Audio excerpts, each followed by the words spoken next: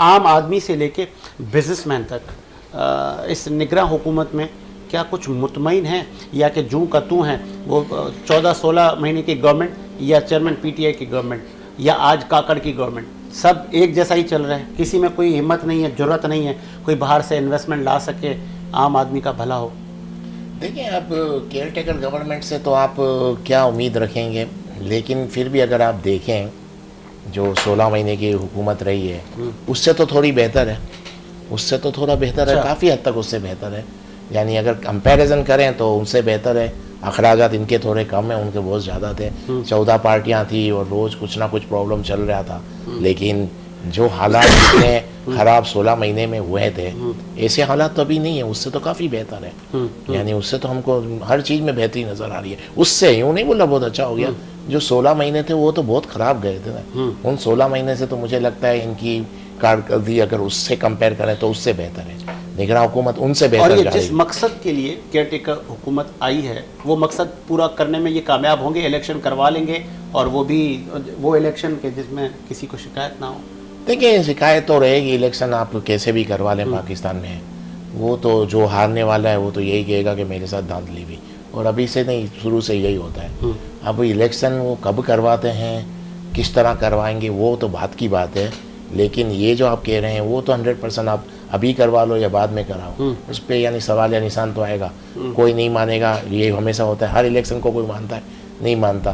PTI थी तो नून league नहीं मान रही थी, फिर पीडीएम आई तो फिर पीटीआई नहीं मानती थी इससे पहले, तो ये तो चलता रहेगा। इलेक्शन तो कभी भी हो, कोई मानेगा नहीं, वही प्रॉब्लम आएगी कि मुझे याद है लाया गया इनको। बस आपने मुझे कहा था 1-2 माह पहले कि पीटीआई वाले अभी 5-10 साल इंतजार करें अपनी बारी का, अभी माफिया तलाशियां इतनी आसानी से नहीं होंगी। इसमें तो कोई दो राय नहीं है ना, भले कितना भी जोश में बात करें, उछलें कूदें, कुछ भी करें, ये इलेक्शन इनके नहीं है।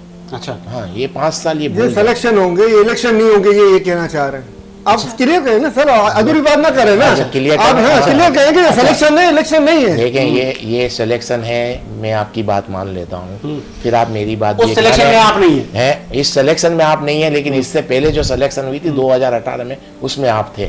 आज आप उधर हो जहाँ आज नून लीग है। अच्छा, बस तो सर आप खत्म करना चाहते हैं या बरकरार रखना चाहते हैं? 2018 में आप लोग आपसे कि अभी आप मुझे, मैं आपसे सवाल कर रहा हूँ, मैं आपसे सवाल कर रहा हूँ कि ये सिलेक्शन सिस्टम आप बरकरार रखना चाह रहे हैं या इसको खत्म होना चाहिए? इसको खत्म होना चाहिए, लेकिन खत्म तो खत्म करने के लिए देखें ना, कानून पास किया था इमरान खान साहब ने, ईवीएम मशीन का लॉ लाए थे, फौरन में पढ़े लिखे लोगों को वोट का हक दिया था, तो खत्म करने की सबसे पहली कोशिश तो खान साहब ने की। खान साहब ने कोई कोशिश नहीं की, खान साहब तो खुद कहते थे मुझे कानून बना दिया, एस्टेब्लिशमेंट से बात, कानून बना दिया इन्होंने, कानून बना दिया, आवाम को वोट का हक दे दिया, इससे ज्यादा वो क्या कर सकते हैं? आपने बोल दिया। देखें, बाजवा साहब को ता है, याद है एक्सटेंशन कौन दे रहा था? नहीं दे रहे थे सर, ये अफवाह है। नहीं, कोई अफवाह नहीं है सर, अफवाह है। अच्छा, मैं एस्टेब्लिशमेंट से बात करूंगा, किसी की भी हो नहीं सकती। चलो, मैं एस्टेब्लिशमेंट से बात करूंगा, सियासतदानों की कोई औकात नहीं है।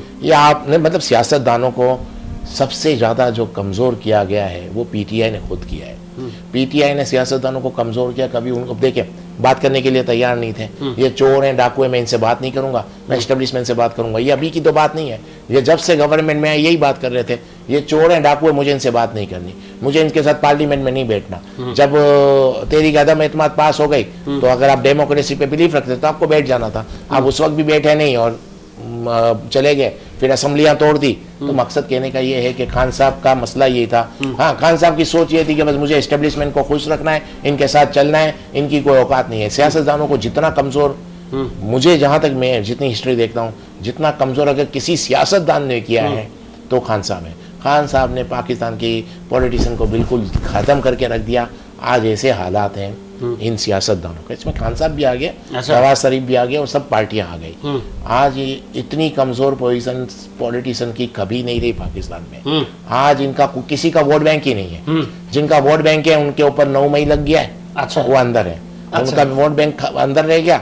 अब जिनका बाकी जो बाहर है उनका वोट बैंक 0 हो गया है। भले कुछ भी करें, आ जाए, कुछ भी इनका वोट बैंक नहीं है, ये अपने हलकों में भी नहीं जा सकते। वजह क्या कि आज सियासतदानों की वो पोजीशन है कि आपने हमेशा एक जुमला सुना होगा कि पुरानी तनख्वाह पे काम करने के लिए तैयार हो जाएंगे।